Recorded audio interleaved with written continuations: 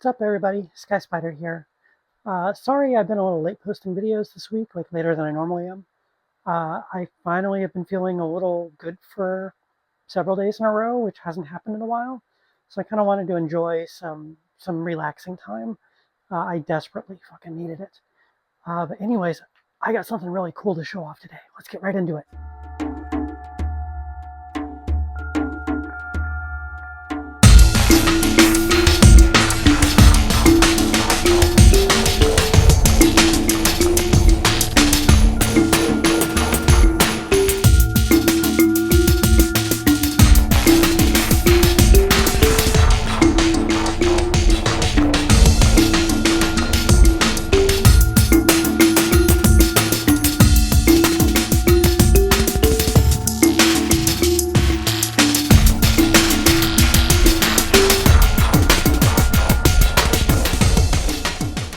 Well, first off, Zoidberg's here to help today.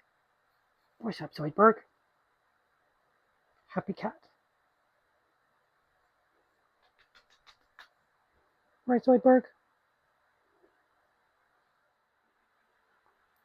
So this is the enclosure my ants are in. You guys have seen it before. This is for Ant Savage and the build team. Yes, they're named after Mythbusters because they're carpenter ants, and I love Mythbusters. Anyway, I showed this shelf on another video, and as you can see, I've cleaned it completely off. I took out this little, I forget what these are called. This whole thing's from Ants Canada, if it's not incredibly obvious. But yeah, I think it's a feeding portal. Either way, I got it completely cleaned out. There were pheromones all over the walls. They packed some dirt in here. So got that ready to go. We got them here. And as you can see, we're a little overwhelmed on size at the moment. They're kind of short on free space to the point that I've caught them like rearing larvae in the tubes or like packing eggs into here just because they were out of room. So I ordered some new stuff from Ants Canada, and as Zoidberg bats around that piece of styrofoam I'm going to take away from him, here you can see I've got a brand new enclosure. We got a whole bunch of little parts, caps for ends, these special tubes where you can twist the knob to block them off, which is nice.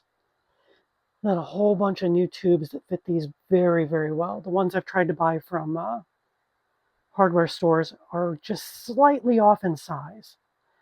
Just enough that I've had one ant squeeze out, so I don't want to ever chance that again. Yes, Zoidberg, I love you very much. Just got to be all up in my business. But yeah, we're going to hook this into the colony. Using all these tubes, I'm going to give them a whole bunch of paths to get in and out of here, and to the other nest and to the outworld. And then, yeah, we'll see how they react to it. I'm really curious. If you've never seen one of the Ants Canada hybrid nests, they're really well designed. I'm quite a big fan of them myself. If you look really close down here, you can see some very micro-sized holes in the bottom of it that only go up part way. So after there, it's completely blank.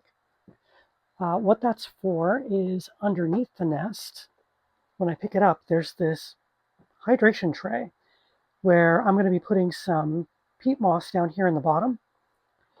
And what that allows is you can just put some water up here and it will run between those drains all the way down here and hydrate that moss. And the moss will then evaporate moisture through those really tiny little holes right there. That is just very well put together. I quite like it. And as you can see, we got 2 entry and exit holes on both sides. The one at the top is for a little heating element if you want to add one. I don't need one for mine personally. The glass does come off. I'm going to have to go dig around and find my Elmer's glue to glue down these edges again, like I did with my other one. Or you can just leave it. I mean, ants aren't going to be able to push a heavy pane of glass, so no worries there. But yeah, let's put this thing together. As you can see, now that I have 2 hands to catch it with.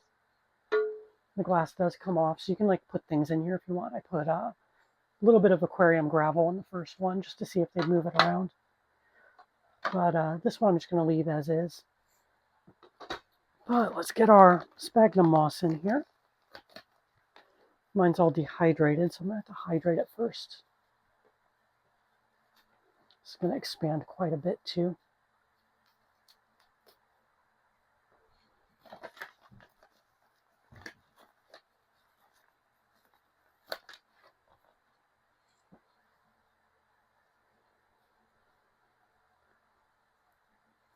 Alright, let's get the mister out. Tends to hydrate a little better.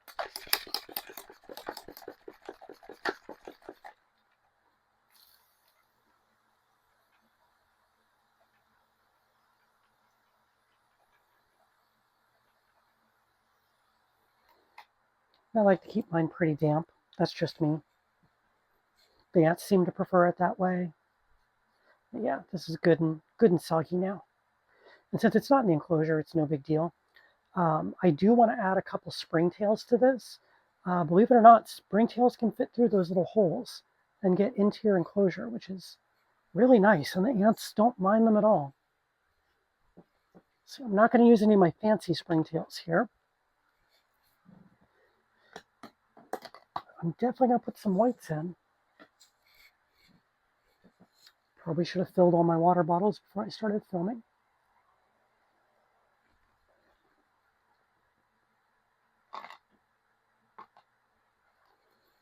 Okay, that should be about 30 or 40 in there. Good little starting colony. Yep, I can see them all running around now. Okay, we're going to put this back on top. Make sure it's good and flat.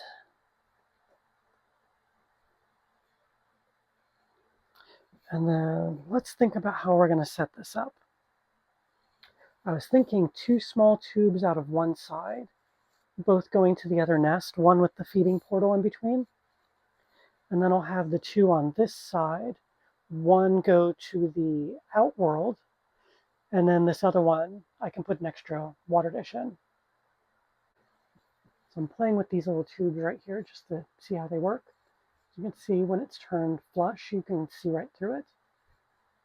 And then it closes. So it's just a little, basically a ball valve, I believe is what these are called.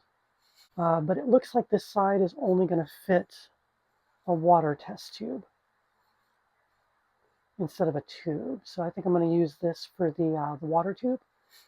And then I'll get one for the on the other water tube that's already attached to the other outworld. And this will make it infinitely easier to change the water, because I hate having to pull this whole thing and then having an ant or 2 get out. And if they fall through the shelves on my rack, they're just gone. So yeah, let's go ahead and make a nice little tube of water with a cotton ball in it and get that ready to go. We got the test tube filled up. Little cotton ball in there. So we'll attach it to this, and the valve is open.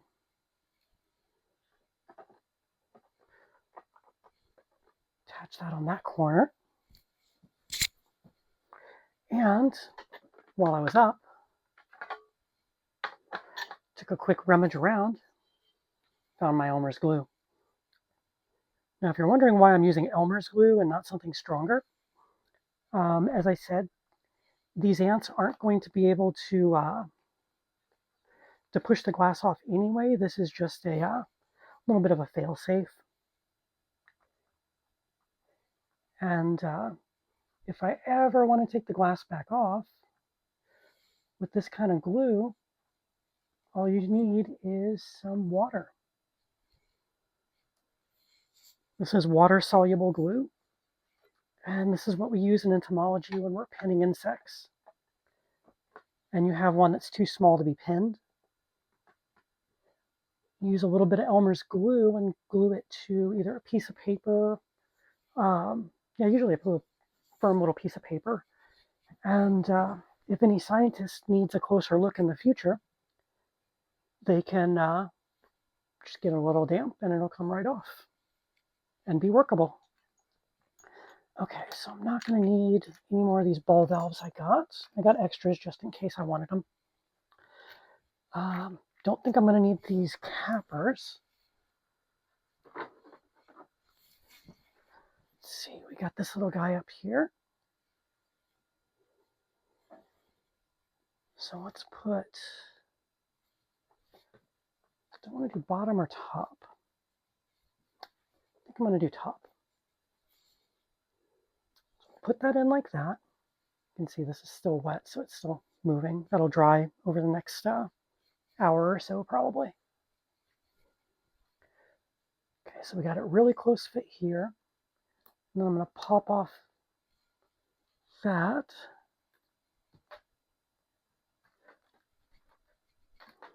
Grab a nice long tube. Carpenter ants do like to wander.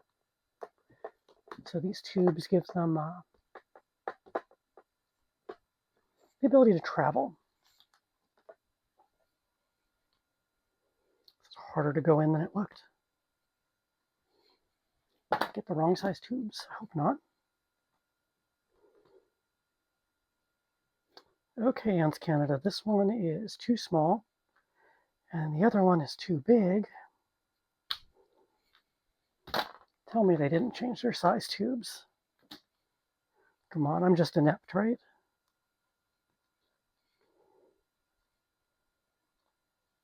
Yeah, I'm just inept. Going in now. Okay, so we got a nice long tube. This will lead them into the other colony. And then by putting this here, this is basically giving them extra ventilation from this enclosure here. I am going to go ahead and cap off the bottom one here. I don't think I'm going to need that. And then we're going to use 2 tubes, I think, instead of 1. And we're going to link these. I've got to get my linkers out of the drawer. This came with my original nest kit. Okay, I've got a 3-way linker that I'm going to use, which means at this end that's got the tube in it, pull that and put one of these caps in to stop it. It's good and secure. Plus it's got air holes in it, so more aeration for the colony. And then I'm going to put 1 in each of these. Again, this is to give them extra distance they can walk out of the nest. And then we're going to plug this into the bottom hole here. And this one will go to the outworld. So yeah, this all looks good. I'm going to go hook it up with the ants and see how they react. Alrighty, we are fully hooked up. I had to change where I was going to put those tubes. They just worked a little better this way. So we've got the bottom one here going to the little food portal, coming back around and going into the bottom of the original nest. And then this one on the top here goes up and around and back around, going back here to the other entrance to the outworld. So hopefully, I'm pretty sure they're going to notice this one right away. But yeah, let's see how long it takes them to find the new nest and how they react when they do. This could take a little while though. Oh, if you look at the old colony, you can still see the residue of the Elmer's glue along the edges, just like I did on the new one. Still a little white over here in the corner. You can see this is drying really nicely now. So yeah, I'm going to give them a little while, give them some privacy, and check on them in a couple hours. So it's only been about 15 minutes, but I put some food in the outworld and in the new nest for them. As you can see, they've been coming down here and scoping out the nest, which I've got sealed so it's nice and quiet for them. But I put a feeder in here as well, and I just noticed they're dragging it through the tubes. Color me impressed. I didn't even think that thing was going to fit. And again, the food's had its head squished, but the little branches of its neurological system are still active. That's why the legs still kick. But yeah, it's very much dead. Just not in the traditional sense of dead. It's brain dead. I'm going to do that for the safety of the ants. There we go. Now we're focused. Oh boy, if this thing pushes its way into the normal nest, there's going to be some hell to pay. I stepped out of the room for a moment, and that feeder pushed itself all the way in and on top of the eggs. And the whole nest is going apeshit on it. Oh man, I'm glad that roach can't feel this. Because it is about to get the stinging of a lifetime. Well, its life is technically already over, but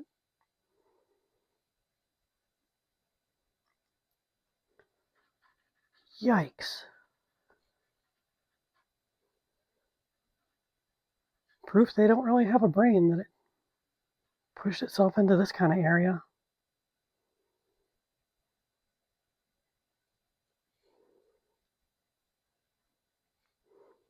At least the babies and the eggs and stuff are at no real risk.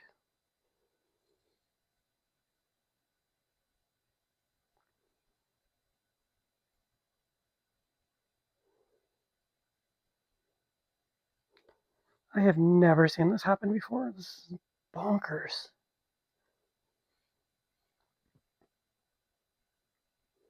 It just reminds me of fire ants.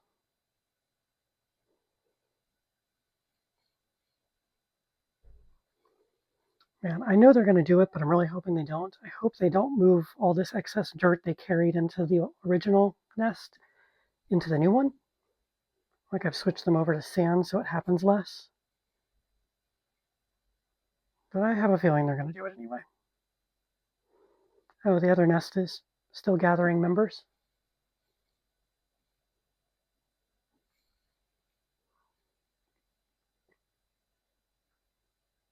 Woof. I wonder how many times that thing has actually gotten stung here. It's impressively still moving. I'll give it that. It's not going down easy. Shows you can get pretty far without a brain.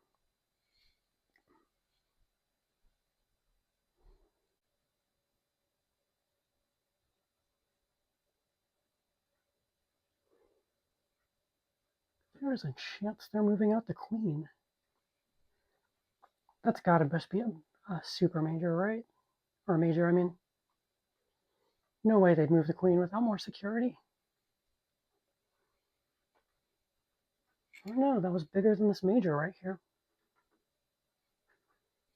They might have just moved the queen into the new colony while that roach is kicking around. That would be surprising. See, that roach is completely stone dead now. Let's see if we can spot Ant Savage in here anywhere. She's normally way up here.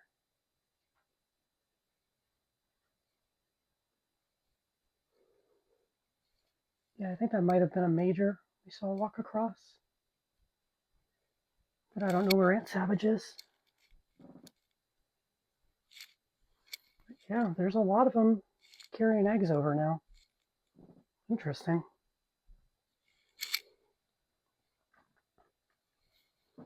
There's also a lot of workers hiding in the water test tube now.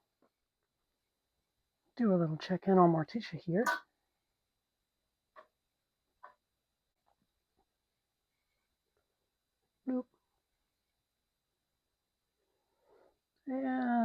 it's gone. I know she gets some, but I start to wonder how she gets some. At least she's cute. I'm going in to check on the Spanish Jackies like I do every week. Spotting a male back here. I came in last night while I had some friends over and was showing them off. And I missed it a little bit, so maybe we can spot some babies if I dig around a little. There's a little baby on the ground.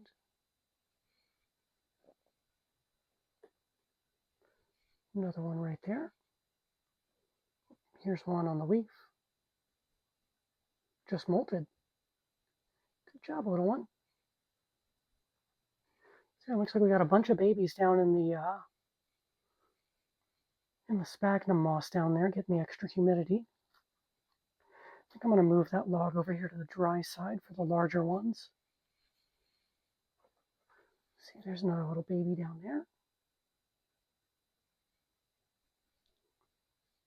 And over here, there's a female and a couple little ones. It's kind of neat seeing them together.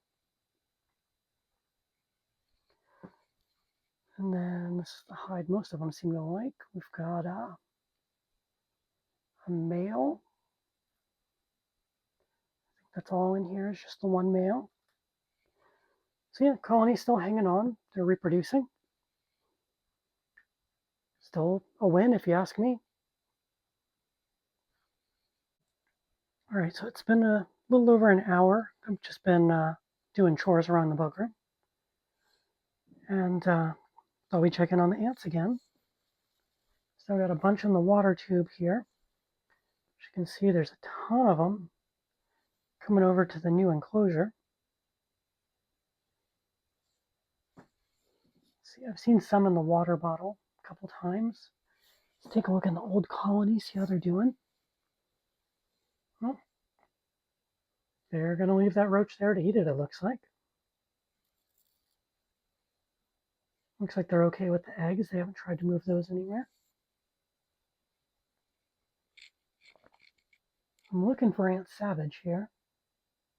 My queen. Don't see any big enough to be her. Let's check in the new one, how it's doing. Oh my god. There's a lot of ants. I think they like it. So I want to keep that covered so they don't like freak out and leave. But yeah, we got them down here in the little food portal. Again, just going nuts in the tubes coming over here. We got them coming through the tubes from the outworld. Just fun to watch because it's the little loop-de-loop.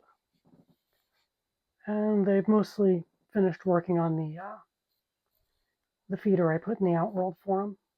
I really got to clean that. Maybe now they have some ball valve joints. I can figure out a way to get them out of here and keep the tubes from being escape options. Oh, and since there's so many in the water tube here, I haven't put that cap on it. So I'll probably do that in the next few days here. But yeah, looking good. I think they like it.